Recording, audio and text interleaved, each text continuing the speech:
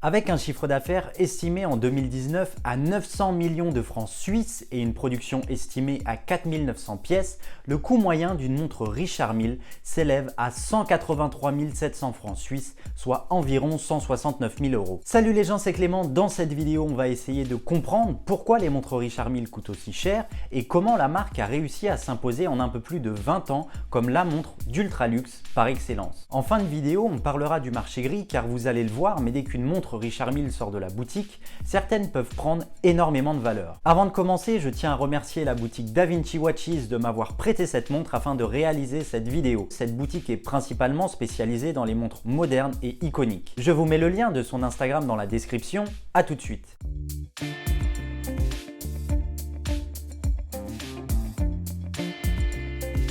Richard Mille est né à Draguignan dans le Var en 1951. C'est avec beaucoup d'expérience accumulée qu'il décide de fonder sa propre marque en 2001. Il veut imposer sa volonté d'aller au-delà de ce qui se fait déjà et veut bousculer les codes de l'horlogerie avec l'innovation et l'excellence comme devise. Dès le lancement de sa marque, ses montres ont fait forte impression. La méthode Mille consiste à surprendre avec des produits très techniques mais aussi avec un discours allant à l'opposé des autres marques horlogères. Il le dit lui-même, mais pour lancer sa marque, il n'a pas fait d'études de marché car il voulait justement surprendre tout le monde et aller à contre-courant de ce qui se faisait déjà. Le pari est osé, mais Richard Mille veut développer la montre à son image, un produit extrême, sans se laisser contraindre par les coûts de revient. Quand la première montre, la RM001, est présentée en 2001, son prix de 200 000 euros place la marque, juste naissante, au sommet de la gamme horlogère avec des montres à un prix exorbitant. Lors de sa présentation à la foire de Bâle, afin de prouver la robustesse de la montre, il n'hésite pas à la jeter par terre. C'est à partir de ce moment-là que la marque va connaître un certain engouement. La stratégie Richard Mille repose sur 3 critères. Le premier est de constamment être à la pointe de la technologie et de l'innovation, que ce soit dans les matériaux et dans le développement des montres. Le second point est que la marque cherche le meilleur de l'architecture avec une dimension artistique tout en gardant un design sportif. Il n'est pas étonnant que certaines montres Mille soient considérées comme des œuvres d'art. Et le dernier point est de toujours chercher le meilleur de la culture horlogère avec des montres faites à la main. Richard Mille s'est rapidement imposé dans le domaine de la haute horlogerie avec ses nombreux partenariats. Ces montres sont reconnaissables entre toutes et sont à la pointe de la technologie et de l'innovation. Les montres Mille sont grandement inspirées de l'univers automobile et aéronautique, avec une volonté de faire l'opposé de ce qui se fait déjà, que ça soit ses montres et même sa stratégie marketing. Richard Mille décrit lui-même qu'il a une démarche d'anti-marketing. Rien qu'en regardant le nom de ses montres, qui sont une suite de lettres et de chiffres, on s'aperçoit que la référence du modèle détermine son nom.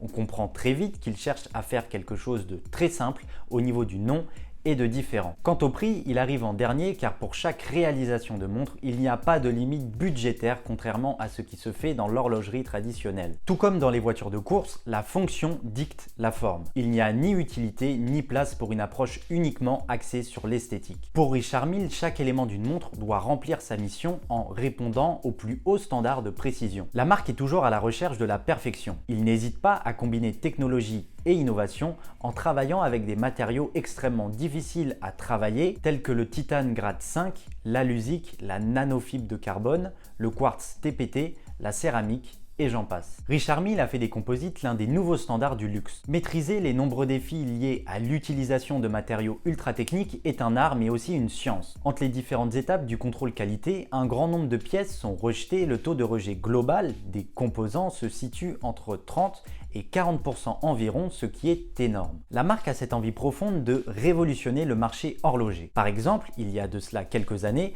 la marque a présenté le tourbillon le plus léger au monde, pesant 18,83 grammes, bracelet compris. La RM27-01 Rafael Nadal est une prouesse technique remarquable. Un tel succès n'aurait pas été possible sans la constitution d'un solide outil industriel. La marque se compose aujourd'hui de montres Valgine pour l'assemblage, ProArt pour les composants, Orométrie pour la distribution et VMDH pour la décoration. Sans parler des participations dans différentes sociétés, au total, Richard Mille représente un petit groupe horloger à la pointe de la technologie. Mais le succès de la marque vient surtout des différents sponsors. La marque n'hésite pas à sponsoriser tout un tas d'événements et d'athlètes. Je pense notamment à la course Le Mans Classique, les voiles de Saint-Barth, Chantilly Art et Élégance, le Nürburgring Classique, ainsi que d'autres événements. Richard Mille sponsorise aussi énormément de sportifs et de personnalités connues, que ce soit dans le tennis, le golf, la musique, le polo, le football, le cinéma, l'athlétisme, le football américain, la Formule 1 et même dans le cyclisme,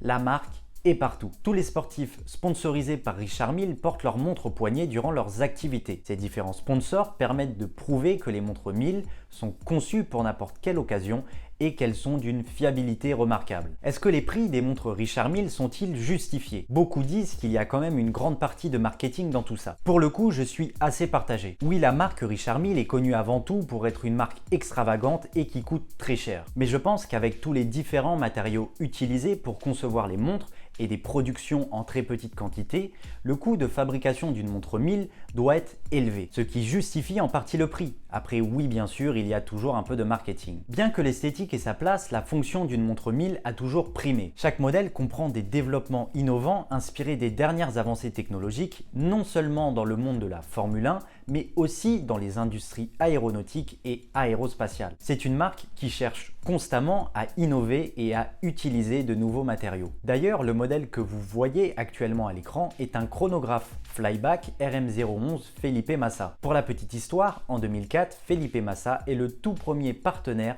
à rejoindre la famille Richard Mille avec le développement de la RM006. Parlons un peu de ce marché gris. Comment des montres payées aussi cher peuvent se revendre encore plus cher? Déjà pour commencer, il n'existe que très peu de montres Mille sur le marché secondaire car la production reste assez faible et aussi ce type de montre s'adresse à une clientèle bien particulière. La marque produit que très peu de pièces et contrôle son marché. La demande des montres Mille ne cesse de grimper à travers le monde. Pour obtenir certains modèles en boutique, il faut attendre quelques mois, même voire des années, et on peut même voir des listes d'attente se mettre en place. C'est pour ça qu'il n'est pas étonnant de voir que certains modèles, une fois sortis de la boutique, se revendent plus cher sur le marché gris. Avec une fortune estimée à 500 millions d'euros en 2020, Richard Mille a su imposer son style décalé dans la haute horlogerie en combinant très haute technologie et innovation. Que pensez-vous des montres Richard Mille? Dites-moi tout ça dans les commentaires. Pour le coup, je pense que c'est à double tranchant, soit on aime, soit on n'aime pas. Pour ma part, j'adore la marque et sa philosophie, j'aime beaucoup les montres qu'il propose, enfin certaines, et si je devais en choisir qu'une, j'avoue que le choix serait difficile. Malgré ce que l'on peut dire sur les montres Richard Mille, celles-ci révolutionnent leur temps. Du fait du jeune âge de la marque, les montres Richard Mille n'ont pas encore prouvé leur fiabilité dans le temps pour le moment. Certes, ces montres sont conçues pour être extrêmement résistantes, mais aucune n'a encore prouvé sa fiabilité dans un temps assez conséquent, comme la marque a été créée en 2001. J'espère que cette vidéo vous a plu. D'ailleurs, connaissez-vous l'histoire de la marque Richard Mille? Réponse dans cette vidéo. À tout de suite.